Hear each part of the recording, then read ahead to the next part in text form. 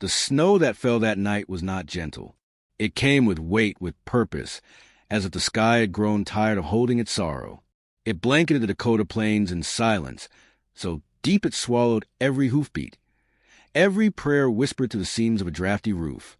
The kind of night where breath turned silver and the cold seemed to press against the soul. Clara Boone moved through like a ghost in her own life, silent, worn, and mostly forgotten. She lived just outside Ash Hollow, a town that barely remembered how to feel sympathy since the war took its sons and pride and gave back little more than monuments and silence. Her cabin stood alone, a hunched figure in a field of snow-draped scrub, its chimney coughing weak smoke into the pale dusk. Light from a lantern flickered inside, though she sat mostly in darkness. The hearth crackled quietly. Clara sat before it, sewing a patch into the elbow of her husband's coat, not because it needed mending, but because her hand still remembered him. Caleb Boone had died 2 winters ago, taken by the fever that swept through town like an invisible fire. He hadn't even screamed, just sweat, shivering, and then stillness. The graveyard behind the chapel held his name, but Clara kept the rest of him inside her. She didn't visit town much anymore. They had stopped asking her to church after the 3rd week. She stayed home. The whispers came next, then silence. She didn't mind. Silence was easier to live with than pity. Outside, the wind changed direction. She felt it through the walls. Clara stood, wrapped her shawl tighter, and stepped out into the white, boots crunching down fresh crust. The cold bit through wool and skin as she approached the shed, axe in hand. What needed splitting before the storm deepened.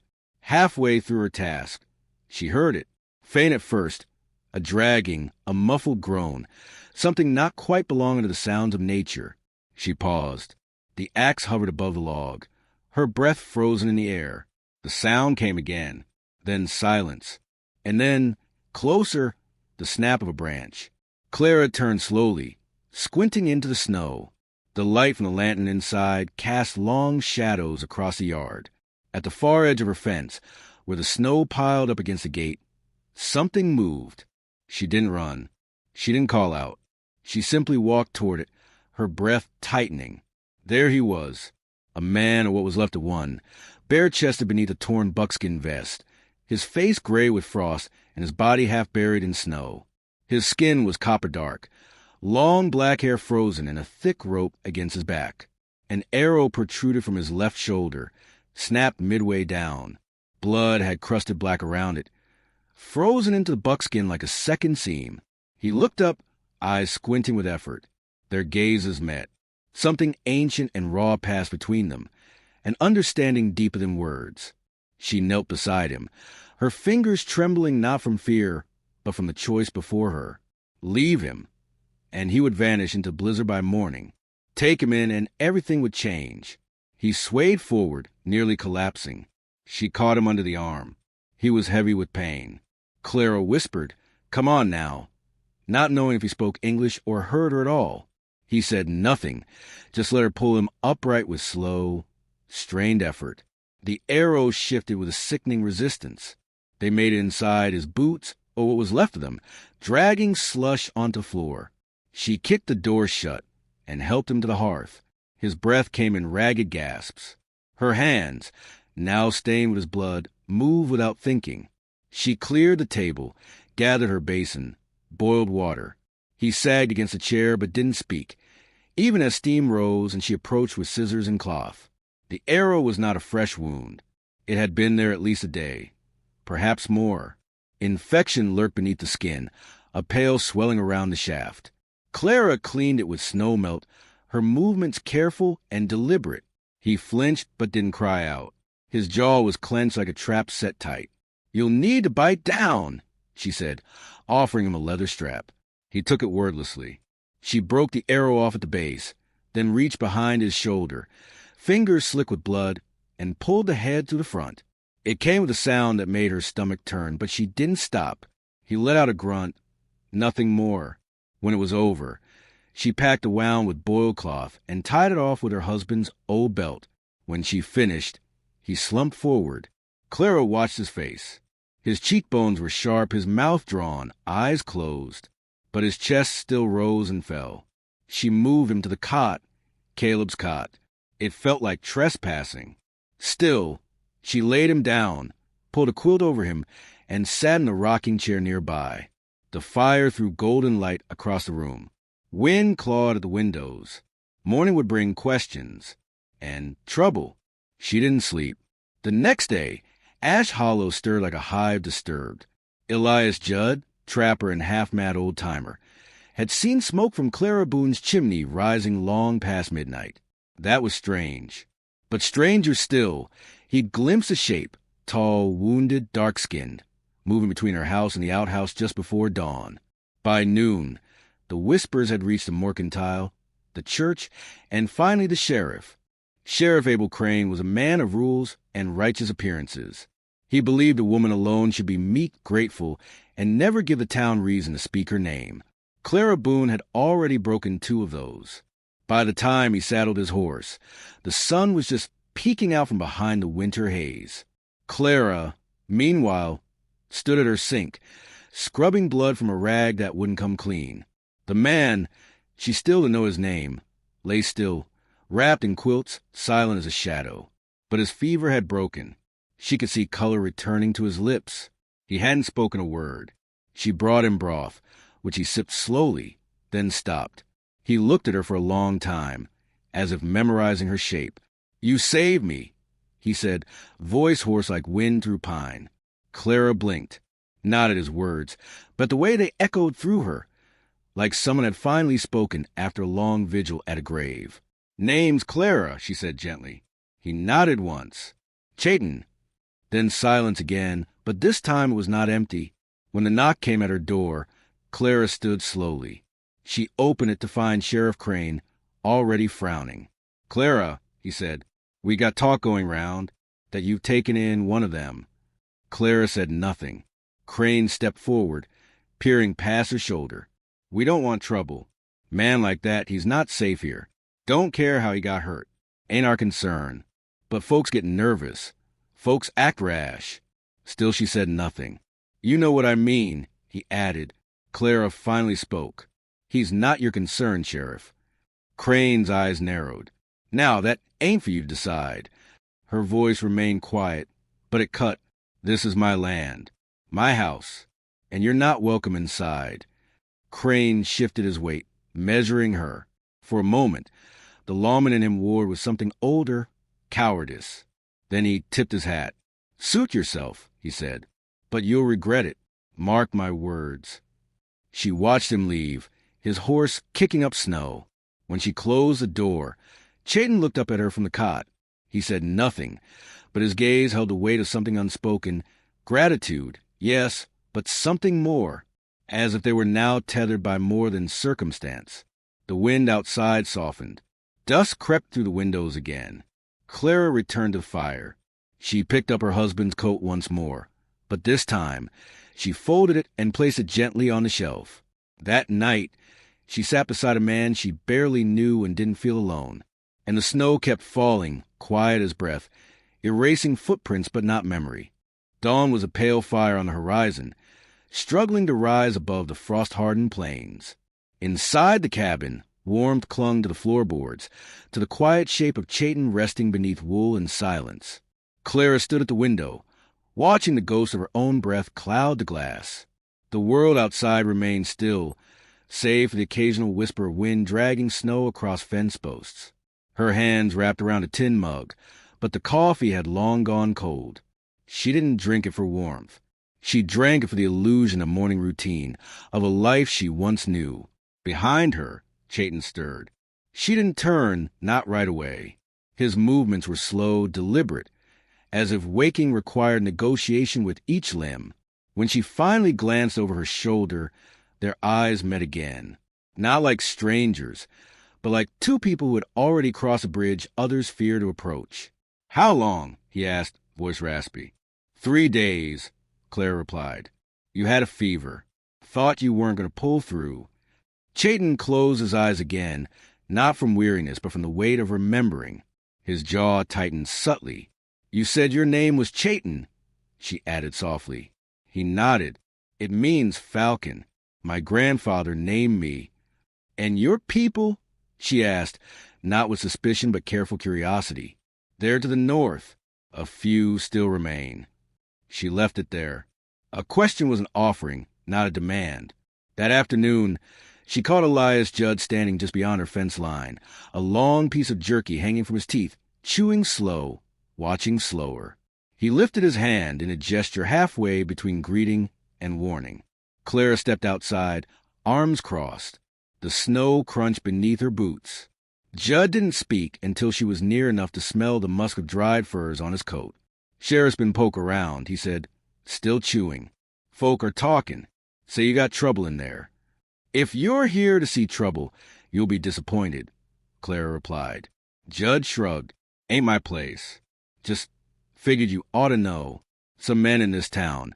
They look for reasons to light torches. Doesn't take much. Especially this time of year." She nodded once. It was enough. He left her with that silence, heading back toward town, snowflakes catching in his beard. That evening, Clara brought him more firewood than usual. Chayton watched her from the cot, eyes alert now. The dull haze of fever lifted. He had not asked for pain medicine, had not complained once. He watched the fire like it held answers to questions he no longer dared ask. "You should rest more," she told him. "I've rested enough," he answered. "I need to stand. Move. You'll bleed again." "I've bled before." Clara hesitated, then stepped back. He sat up slowly, wincing as he swung his legs over the side of the cot. His bare feet met the floor, hesitant at first, then surer. He rose, taller than she expected, thin but not weak. His presence filled the room with something still and vast, like a lake under moonlight. He took 2 steps toward the hearth, then sat in the chair she usually claimed. She let him have it, without protest. There are no questions about where he'd come from, no demands for his story. Instead, she placed a bowl of stew beside him and took her seat near the window. They ate in silence, shared space, shared breath, and when the fire popped, they both looked toward it as if remembering other nights, other fires long gone. The next morning, Chayton asked for a knife. Clara blinked, unsure. "Not for fighting," he said. "For carving." She fetched her husband's old skinning blade from a drawer, gave it to him without question. He stepped outside, found a broken branch near the shed, and returned with it under his arm. The sound of whittling joined the crackle of firewood and wind. By the second day, the shape of a bird emerged. Wings tucked, head tilted, carved from the heart of a pine bough. Clara didn't comment, but her eyes lingered on his hands when she passed. At night, he placed the bird on her windowsill. Not a gift with fanfare, just a small, wordless offering. When she noticed it, she didn't move it. She simply let it be. Later that week, Clara ventured into town. The trip was necessary. They were low on salt, lamp oil, flour. She wrapped her scarf high around her face, kept her head down. But even then, she felt the eyes, the weight of voices that lowered when she approached. The general store fell quiet the moment she stepped through. Amos Hill, the storekeeper, didn't greet her as usual, just rang up her items, his mouth a flat line. Behind her, she heard Mrs. Penner whisper, "Doesn't she know who he is?" Clara paid in silence. On the way out, she passed Sheriff Crane leaning against a post near the saloon, arms crossed, eyes narrow beneath his broad hat. He didn't speak, just watched her walk by like a man waiting for permission to draw a line in the dirt. Back home, Chayton had chopped wood. Not much, but enough to suggest he'd tested his strength. She saw the damp sweat on his brow, the stiffness in his movements. He didn't look at her as she approached, only asked, "They say anything?" She thought about lying, but he deserved better. "Yes." He nodded once, unsurprised. "What now?" she asked, not sure who she was asking, for herself or him, or for the both of them. Chayton lifted his face to the sky, letting the light bathe the sharp lines of his cheekbones. "I stay until I can go." Clara looked at the bird on the windowsill, its wings still tucked, carved with a kind of sorrow that knew no haste. That night, a storm rolled over plains, the kind that bent trees and whispered through cracks with voices not heard since childhood. Clara dreamed of fire, not the cabin's hearth, but great burning, teepees and horses and men screaming beneath the thunder of cavalry hooves. When she woke, Chayton was speaking in his sleep. His words were in Lakota, but the pain in them transcended language. She dipped a cloth in cool water, pressed it to his brow. He stirred. "Taku squaila," he whispered. She didn't know the words, but she knew what it felt like to lose something and see it again only in dreams. When morning came, the storm had passed. Chayton sat near the fire, his hands folded, eyes vacant. She poured him tea. He didn't touch it. "I was a scout," he said finally, voice low. "We were sent to protect the river trail, a sacred place. Not for battle, only watching. But someone betrayed us. A white man who'd ridden with us before. He told them where we'd camped. They came in the dark. My brothers died with their backs turned. I was left for dead." Clara didn't interrupt. He continued. "The arrow in my back was not from a soldier. It came from the one who betrayed us. A gift, so they would spare him. He'll wear a uniform now. Ride with pride. I carry the shame." "You carry survival," she said quietly. Chayton turned to her. For the first time, something cracked in his expression. Not a smile, but something close, a softness. "Why did you help me?" he asked. Clara didn't answer immediately. She rose, walked to the shelf, took down a framed photograph, her and Caleb, years ago, before the world broke open. She handed it to Chayton. He was a good man, and the world let him die without grace. If there's kindness left in me, it's because he put it there. Chayton studied the photo, then handed it back with reverence. "Thank you," he said. "It wasn't about the soup or the cot. It was about being seen as a man, not a wound." That night, she set an extra log on the fire. Chayton took her chair again, and she sat on the floor beside him, head resting against the wood of his knee. He didn't move, but she felt the tension leave his body. They stayed like that for a long time, not touching, not speaking, but listening to the quiet between them.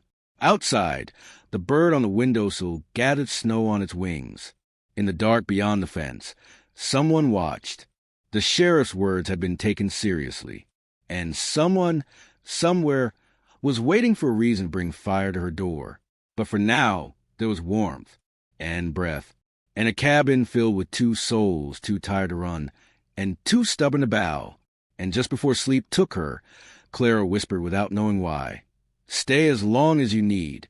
Chayton didn't reply, but he didn't leave either. The wind shifted 3 days later, curling around the cabin like a prowler testing the locks. A stillness fell across the plains, not the peaceful kind, but a charged pause, like the hush before a hammer's swing. Clara sensed it before the knock came, the way animals sense a storm in their bones. Chayton had taken to walking again, though his shoulder remained stiff. Each step he made was with a hunter's precision, silent, careful, as though the walls themselves were listening. He didn't speak much now, not unless there was something worth saying. They had fallen into a rhythm, morning tea with stacking, tending to the fire, and meals eaten in silence laced with meaning. She heard the hoofbeats before she saw the man. Sheriff Abel Crane sat tall in his saddle, flanked by 2 others from town, Thomas Reeve, a man with more pride than sense, and young Jacob Heron, still wet behind the ears but eager for something to prove. They were wrapped in leather and wool, rifles strapped across their backs like threats they didn't bother hiding. Crane dismounted without a word. Clara stood on her porch, arms crossed over her chest, face unreadable. "Morning," Crane said. His voice was pleasant, which made it worse. "Heard you've been hosting." She said nothing. "Clara," he went on, "we've tolerated a lot in this town. Folks got their quirks. But this, harboring a known savage, a man who's wanted in more than one county." She raised an eyebrow, calm but cold. "He's not your concern." "He's every bit my concern. You think just because you live out here alone, the law don't reach you? Think again. You come to arrest me? Not yet. But I am telling you, he needs to be gone by sundown. If he's still here after that, I come back with more than words." He turned on his heel and climbed back onto his horse. "You always were too stubborn for your own good." She didn't reply. Just watch him ride off. Snow kicked up like smoke behind them. Inside, Chayton stood by the fire, sharpening her old skinning knife. He'd heard every word. "I should leave," he said. "No," she answered simply. "If I stay, they'll come back. With fire. With bullets." "I've lived through fire," she said, her eyes hard. "I'm not afraid of men who need 3 rifles to threaten one woman. You shouldn't have to choose this." She stepped closer. "I already did." That night, he didn't return to the cot. Instead, he sat by the window, eyes trained on the dark edge of the woods. He didn't ask for the blanket, didn't complain about the draft. He was no longer a guest. He was something else now, a sentinel, a storm waiting to be needed. The next morning, Clara found a dead rabbit on the porch, cleanly killed, its body laid out like an offering, not a threat. She picked it up, carried it inside, and began cleaning it without a word. Chayton watched her hands, her precision, the ease with which she cut through sinew and silence. "They're watching us," he said. "I know." Later that day, Elias Judd returned. He didn't cross the fence this time, just stood with his arms folded, his old trapper's coat too thin for the weather, breath curling from his beard. "You got a plan?" he asked when Clara approached. "Plans don't help against mobs." Judd spat. "Then you'd best have a miracle." He looked toward the cabin, caught a glimpse of Chayton in the window. His face softened a little. "He's a real quiet sort, ain't he?" "He's not what they say." "No one ever is. Trouble is, what they say is easier to believe." He reached into his coat, pulled out a small tin of gunpowder and a roll of jerky. He handed them to her. "You didn't see me," he said, "and I never said anything." As he walked off, Clara felt something shift in her chest. The world wasn't always kind, but sometimes it remembered how to be fair. That evening, they moved the chairs beside the window. She cleaned the rifle her father had left her before he died. Chayton loaded it slowly, checking the sight, the weight. He didn't say much, but she saw the way his fingers steadied when they brushed hers. In the firelight, she asked, "Do you believe we survive because we fight or because we endure?" Chayton's eyes found hers. "There's no difference where I come from." Outside, the sky turned to bruised lavender. The snow carried voices again, distant, shifting, drawing near. They didn't wait for sunrise. 3 men came before dawn, then 5, then more. Lanterns moved through the trees like fireflies possessed. Men from town, wrapped in righteous fury, wielding torches, rifles, and old hurts passed down like heirlooms. They didn't come fast. They wanted to be seen. They wanted fear to do the work before they did. Clara and Chayton stood at the doorway. She had braided her hair back tight. He had painted his face, not for war, but for memory. He wore no feathers, no show of strength, just 2 lines down his cheeks, red from crushed berries and ash, a sign for the dead, for those who could no longer speak. The mob stopped 10 yards from the porch. Sheriff Crane stepped forward again, rifle slung across his chest. "This is your last warning, Clara." "I heard the first one just fine," she answered. Crane's eyes flicked to Chayton. "You can leave, Indian. Walk away now, and maybe we won't shoot you in the back." Chayton spoke then, his voice quiet but firm. "I won't run from ghosts."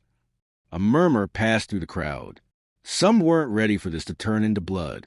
Others were far too ready. Crane raised his hand. But before he could speak, Elias Judd stepped into the clearing, lantern raised high. He didn't stand beside Clara, but he didn't stand with them either. Just enough to be seen. Just enough to change the shape of the night. "You light that torch," he said, pointing to the man beside Crane, "and you best be ready to light every house in Ash Hollow, 'cause what starts here won't end where you think it will." Crane's jaw clenched. The torchbearer hesitated. A second figure emerged, Jacob Heron. The boy's hand shook as he held his rifle. His eyes darted between Clara, Chayton, and the sheriff. He looked like a child caught in a man's coat. "This ain't justice," Jacob said, voice cracking. "Quiet," Crane snapped. But the spell had broken. The mob was still a mob, but it wasn't united anymore. And mobs that hesitate are mobs that collapse. Clara took one step forward. The wind tugged at her dress, her hair. Her voice was low, but clear. "If you're here to burn me down, you'd best start. But know this, What you killed tonight won't be forgotten. Not by me. Not by anyone with a soul left. No one moved. Then, one by one, the men began stepping back. Not out of guilt, perhaps, but from the sudden weight of their own uncertainty. They'd come for a hanging, a cleansing, a tale to tell over drinks. Not a reckoning.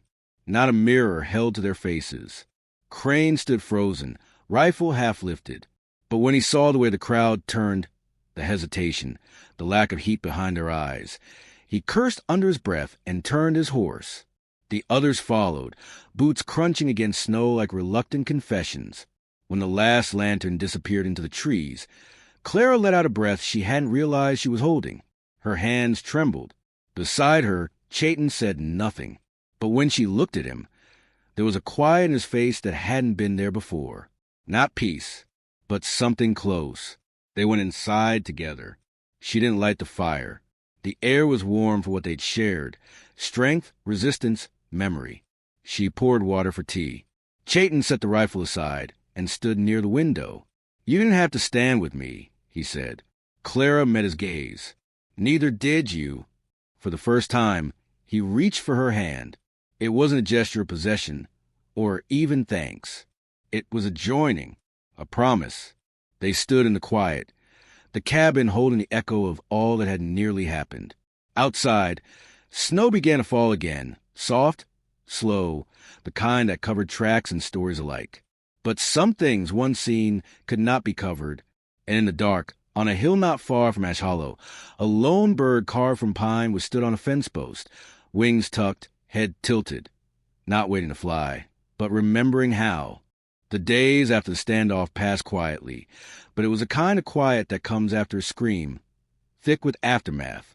Clara woke earlier than usual, her body still wound-tight as a clock spring, every sound outside tugging her toward the window. The cabin hadn't been touched. No flames, no stones through glass. But she knew what silence like this meant. Not peace, just delay. Chayton spent the mornings walking the property, testing the boundary lines with the eyes of someone who'd lived through betrayal. He never spoke of the night the mob came, nor of the war paint he had worn. But something had shifted in him, a resolve that made him taller somehow, straighter in the shoulders. The man who had first collapsed at her doorstep had been wounded in more than flesh. This man, this one now, carried the wound like a blade sharpened to purpose. They didn't speak of leaving, but the idea pressed between them like an unsent letter. Clara kept her chores, though they had taken on a new rhythm.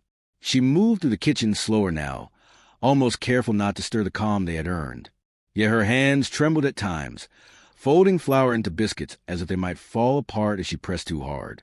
One evening, just after the fire had been stoked and the sun had dropped behind a long slope of hills, Chayton returned from his walk holding something she hadn't seen him carry before.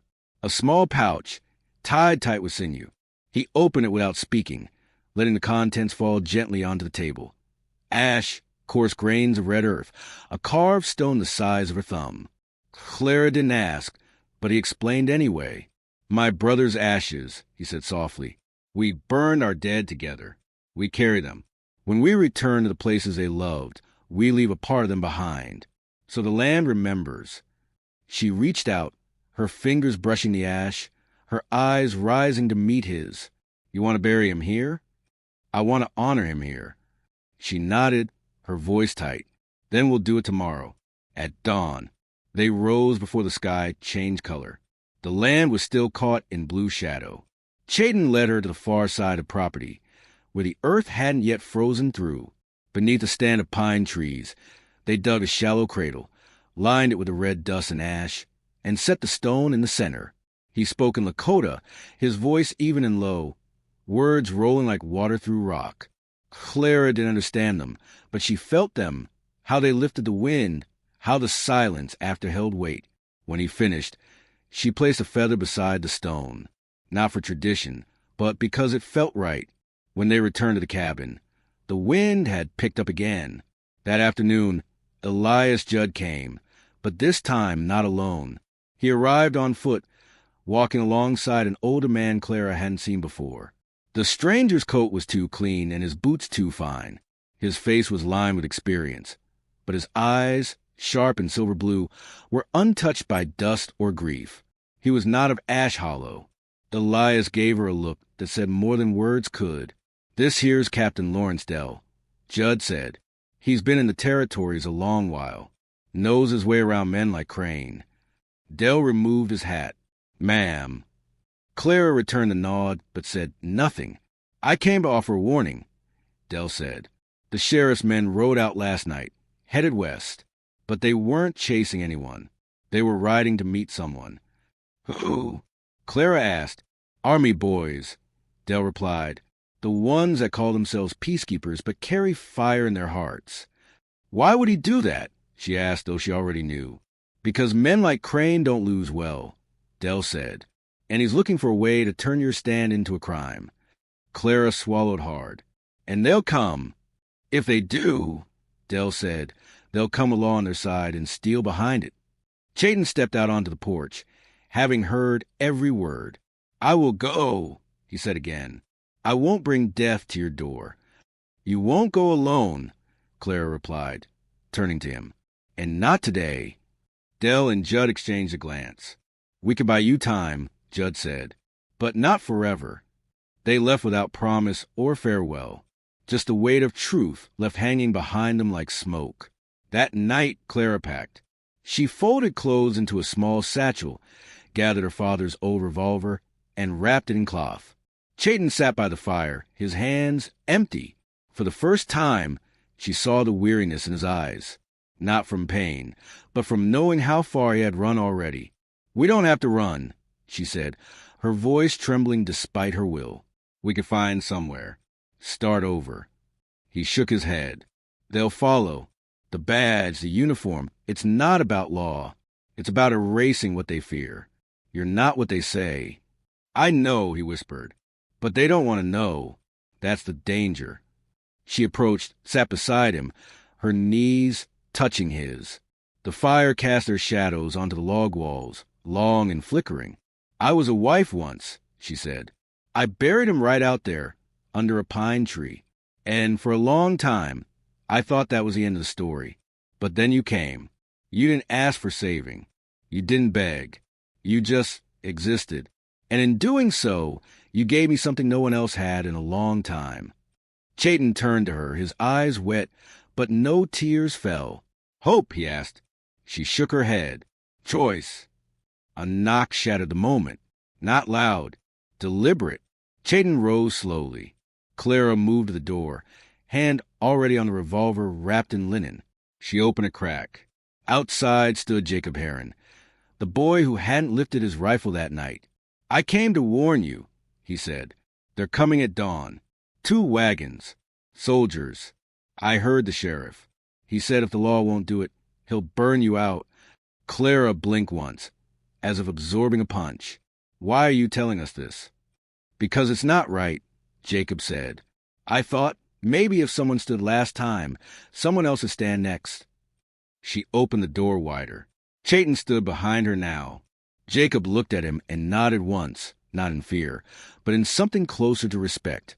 "Go," Chayton said. "Don't be seen here."